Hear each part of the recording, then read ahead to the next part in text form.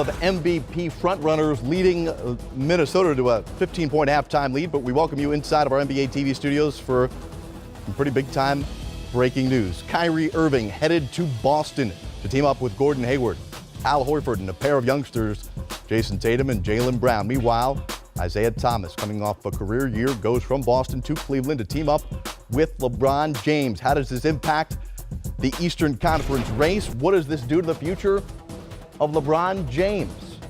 We welcome the Czar, Mike Fratello. I'm Jared Greenberg. Had to fly you in special for this big-time breaking news. Coach, this is unbelievable. A deal between the top two teams in the East involving LeBron's biggest nemesis during his career. A deal unheard of years ago, when you never would have traded a quality player to someone that you're fighting for first place in your conference, a team that you met in the Eastern Conference Finals. Oh, by the way, a team you'll meet opening night come this season. But we're in a different time, a different place. And I think the key thing for both of these teams was they had to worry about taking care of themselves, and each on kind of a little bit different mission or journey. Celtics trying to take over, get that next step into the finals, trying to solidify that starting five, and a team with tremendous depth now overall when you look at the number of all-stars they have in the starting lineup for them. And they had banked all of these first-round picks, which Danny Ainge knew someday it was going to be part of a big deal that took place. So there was enough there to entice the Cavaliers to do this deal.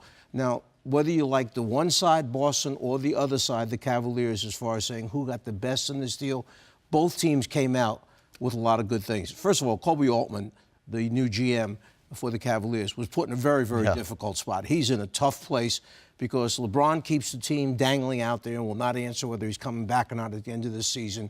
Potential free agents don't know whether they should come. Guys you might want to trade for say, why would I go there? I'm not going to stay at the end of the year. I'm leaving if LeBron is gone. So all that's playing out. In the meantime, they want to be good, and LeBron wants to be good, and they want to win to try and bring him back again. So he had to deal with all of that going on and still try and get something out of it. So on the surface, you got an all-star for an all-star, a scorer for a scorer, a point guard for point guard, and you got a little bit more in that first-round pick. Czar, Danny Ainge asked us to be patient for many, many years collecting these assets. Now we can't wait to get to opening night on October 17th in Cleveland between Boston and the Cavs. Asherrod Blakely covers the Boston Celtics for Comcast Sportsnet New England. We bring him in now. Asherrod, we spoke on July 1st when there was disappointment and panic starting to set in Boston that they were holding on too tightly to these assets and not willing to give any of them up for Paul George. Did Danny Ainge choose the right time to give up Brooklyn Nets 2018 first-round pick? Oh, I don't think there's any question about that. You know, we've gone from panic to pandemonium right now with the way that this has gone down. Kyrie Irving, dynamic player, averaged more than 25 points last season, shot better than 47% from the field. Certainly, you know, the Celtics, they got that legitimate, no-brainer superstar player that they've been coveting. As great as Isaiah Thomas was for the Boston Celtics, and he certainly had a lot to do with their development and growth the last couple of years, Kyrie Irving is a next-level type talent, a guy that can take you from being one of the better teams to being a legitimate, no-questions-asked title contender. And, you know, for the Celtics, for them to be able to do that and not have to give up one of their young, promising prospects, you know, a Jason Tatum or a Jaylen Brown, that for them was a big win. And, yes, they had to give up that Brooklyn pick as part of the deal, but for the Boston Celtics, a couple things you got to remember. One, that's the whole point of having those type of assets so that you could eventually flip them and get a superstar. And number two, they're going to get the Lakers pick from next year, and there's no telling how good that pick is going to be, which it'll probably be a lottery pick as well.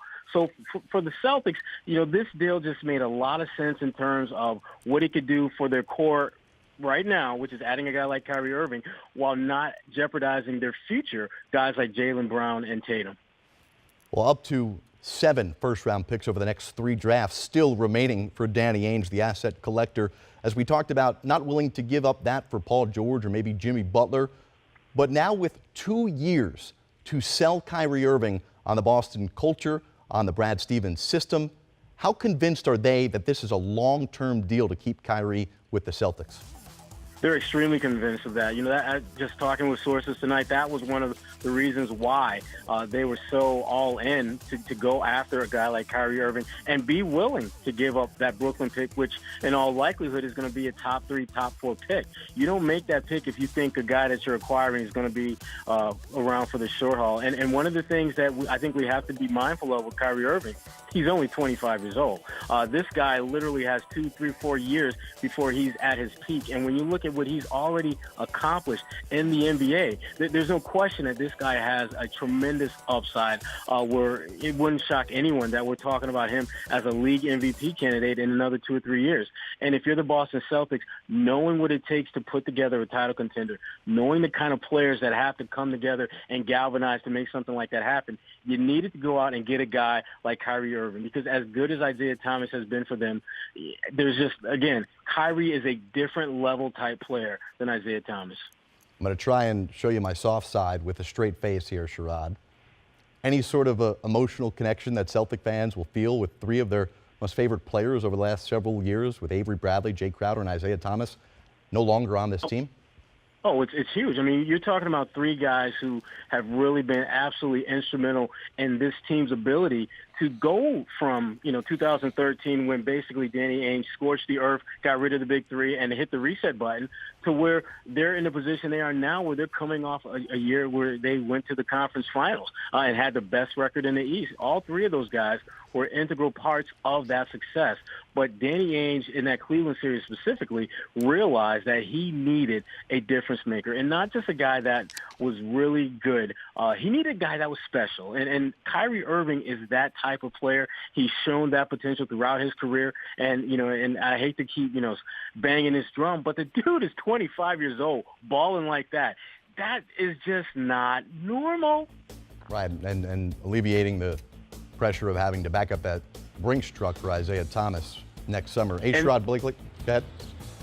Yeah, and I was going to say, and that's the other factor. When you're talking about Isaiah Thomas, you're probably looking at a deal next summer in the range of what Kyle Lowry got, 3 years, $100 million.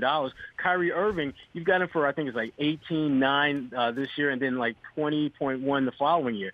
So at that point, clearly it becomes not only are you getting a player from a talent standpoint helps you, but also from a financial standpoint doesn't deliver as nearly a big a blow as you would have to certainly take if you were to re-sign Isaiah in the summer of 2018.